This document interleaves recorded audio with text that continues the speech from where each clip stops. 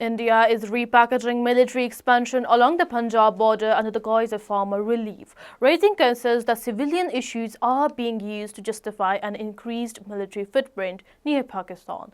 According to Kashmir Media Service, recent moves to adjust fencing and related infrastructure along the border, they have been projected by Indian authorities as measures intended to facilitate farmers' access and provide relief. However, observers they view the initiative as a part of a broader strategy aimed at strengthening the operational presence of the Indian Army and the Border Security Force (BSF) in sensitive frontier areas. Analysts say that instead of addressing long-standing agrarian concerns such as debt burdens, New Delhi appears to prioritize projects that enhance surveillance, land control, and movement restrictions under a civilian pretext. The shift in fencing alignment, described officially as a buffer adjustment for agriculture convenience, is being interpreted by critics as a step that effectively brings Indian forces closer to international border.